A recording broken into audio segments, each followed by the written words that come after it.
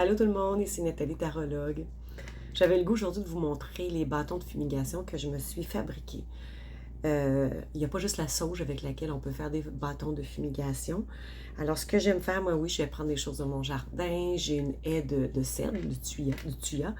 Alors j'ai pris ça aussi. Je vais en forêt cueillir des herbes que j'aime beaucoup, dont j'aime l'odeur. J'ai un chat aussi. Donc j'ai cueilli, par exemple, de la Tennessee avec du tuya, du cèdre. J'ai même pris des pétales de rose. Pardon. Alors, j'ai pris aussi des pétales de rose. J'ai des roses sauvages que j'ai ici. Avec les roses sauvages et tuya, ça sent délicieusement bon, ça sent le paradis. Il y a de la menthe aussi que j'ai pris, celle qui vient en fleurs puis que je consomme plus. Ben, je la fais sécher. Ici, j'ai de la verge d'or aussi que j'ai pris. J'ai mis beaucoup de tuya cette année. Avec la menthe, on peut mettre aussi de la lavande. Donc, je me fais plusieurs petits bâtons comme ça, plusieurs petits fagots. Des petites marguerites parce que ça faisait beau. Puis qu'on attache comme ça en petits boudins, là, en saucisson, avec une corde de fibre naturelle, hein, du coton si possible, parce que ça va brûler, puis il ne faut pas que ça dégage des trucs qui sont toxiques.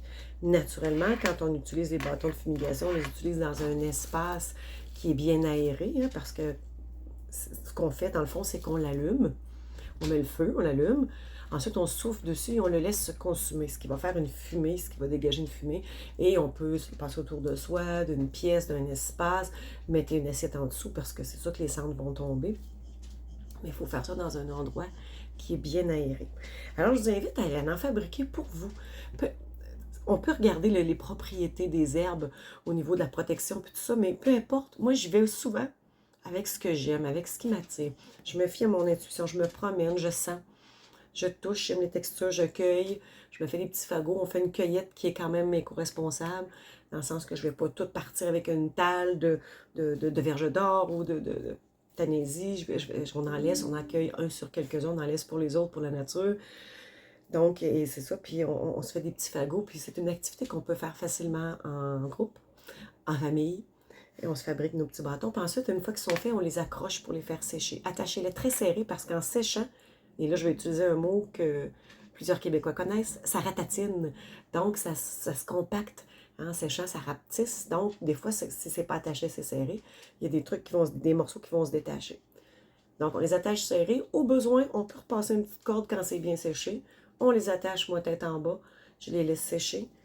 Puis, je les utilise au besoin et quand j'en ai envie. À la prochaine!